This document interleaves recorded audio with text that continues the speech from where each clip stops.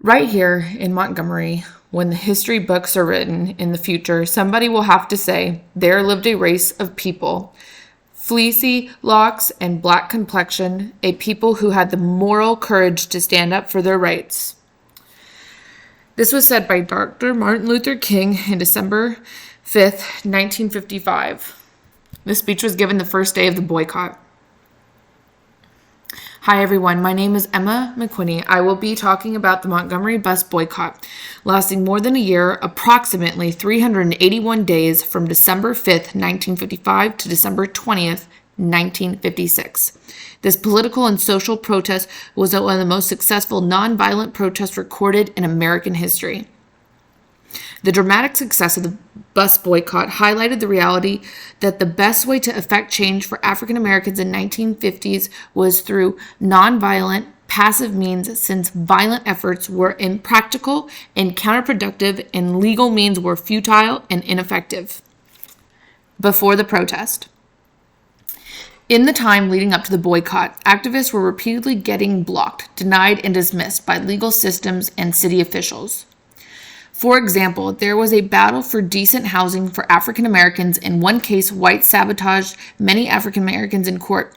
These black families had already purchased units in a federally insured housing development, but the whites won in the court case, citing that the African Americans would be living too closely to whites. Losing these cases showed that trying to gain rights through legal means was mostly a waste of time. The growing frustrations led to planning efforts to protest against the discrimination of blacks in general, but especially against the abuse of blacks taking public buses. The city allowed bus drivers to have enormous power to impose rules and policies against black riders, almost as if they were a police officer. For example, they had the authority to decide who gets on. They could drive right by and not pick them up if they felt like it. And they made them pay through the front door, exit the bus, and then re-enter through the back, even if there was a snowstorm. Worst of all, if black people didn't give up their seats for a white person, they could get arrested for it. Planning to fight for the injustice, and the organization identified a plan for the next time someone was arrested for not giving up their seat. They would support them and help them in the court to kick off the boycott. This is relevant in understanding that the boycott was not an impulsive act, but rather one inspired by years of frustration and abuse and planning. The Montgomery bus boycott starting. It started due to the growing anger and frustration of bus riders and regular legal and civic rejection by city leaders to make any changes in the segregated seating rules or to impose restrictions on bus drivers' abuse of power and cruelty. The planning of the boycott had been in the works for many months before Rosa Parks' incident. The arrest of Miss Parks was used because she was involved politically and the strength of the character to withstand being at the center of the issue. The drive of the people.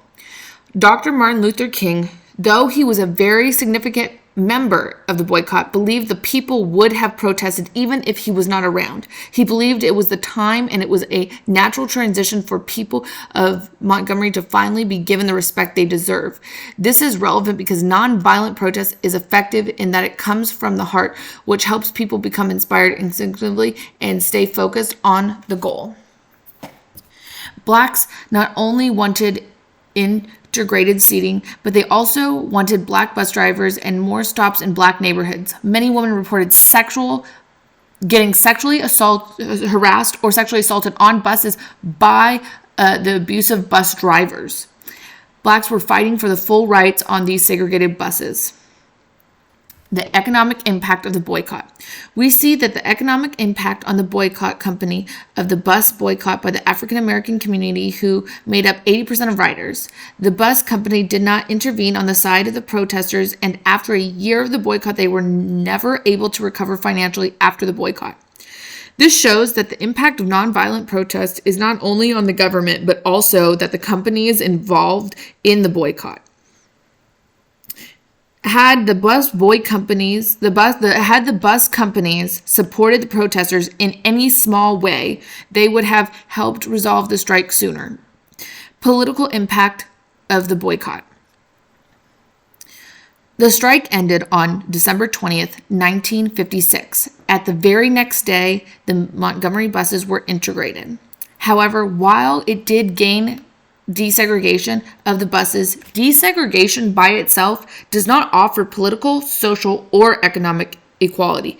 Equality can only be achieved when African Americans actually control some economic and political institutions to create laws and businesses that the people can benefit from, rather than just trying to stay equal from their white counterparts.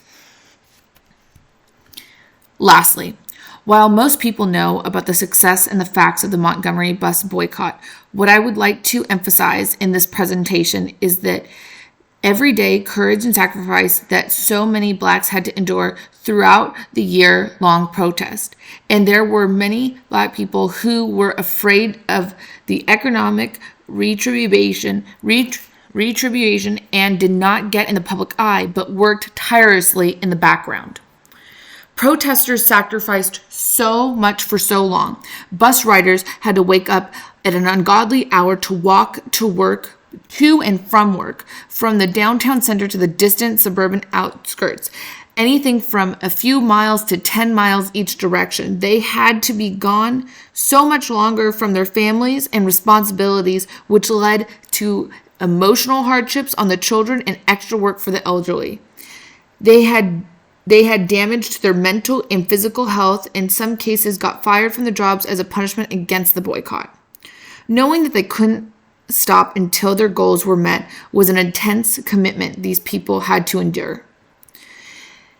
This famous and successful nonviolent protest was effective but required so much commitment and hardship by the protesters that it is often overlooked.